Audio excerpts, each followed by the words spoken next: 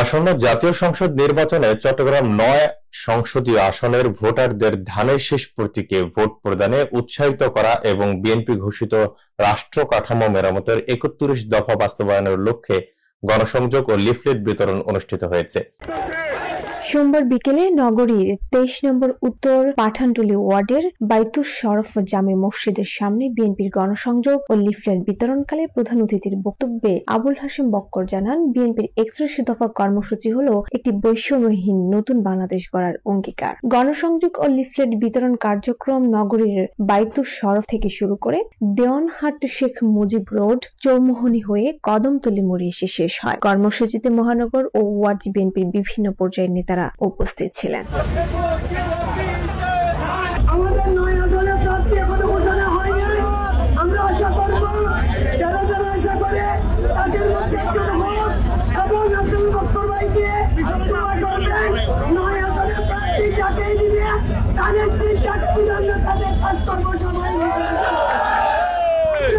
আমাদের কোনো ভেদাভেদ নেই, হিংসা নাই, আমরা সবাই কাঁধে কাঁধ মিলিয়ে তাদের শীষের ভোটকে সামনে জয় করবো, এই আশ্বাস ব্যক্ত করে আমার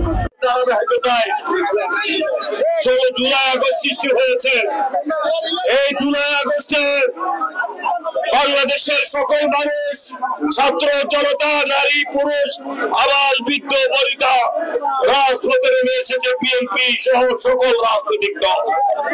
আমাদের নেতা তারেকের প্রতীক জননেতা জনাব তারেক রহমান প্রত্যেকটা মুহূর্তে বিদেশে বসে আন্দোলনের নেতৃত্ব দিয়েছেন, ঠিক কিনা?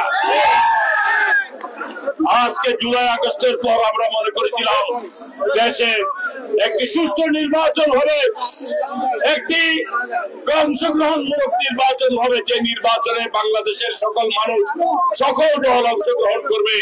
যে নতুন প্রজন্ম 3টি নির্বাচনে ভোটার হয়ে ভোট দিতে পারে নাই, সেই নতুন প্রজন্ম তারা ভোট প্রদান করবে, এটাই ছিল আমাদের আশা। কিন্তু একটি গোষ্ঠী, একটি চক্রান্তকারী, একটি ষড়যন্ত্রকারী, যারা স্বাধীনতা যুদ্ধের সময় দালালি করেছিল পাকিস্তানি হানাদার বাহিনীর বিরুদ্ধে, পাকিস্তানি হানাদার বাহিনীর পক্ষে রাজাকার হয়েছিল, আলবদর হয়েছিল। হঠাৎ করে তারা রাতারাতি ব্যাংক সব দখল করে, সোশ্যাল ইসলামী ব্যাংক দখল করে এক রাতে ৫,০০০ কর্মচারীকে ছাঁটাই করে দিয়েছে। এক রাতে ৫,০০০ মানুষকে রাস্তায় বসিয়ে দিয়েছে। এই ধর্ম ব্যবসায়ী এবং কিছু ষড়যন্ত্রকারী মিলে নির্বাচনকে বিলম্বিত করার ষড়যন্ত্রে লিপ্ত রয়েছে। এবং এই বিলম্বিতের কারণটা হচ্ছে তারা বিভিন্ন জায়গা, ব্যাংক, বিভিন্ন সেক্টরে গিয়ে চাঁদাবাজি, দখলবাজি। চ্যানেল 10 সত্যের সন্ধানে আমরা।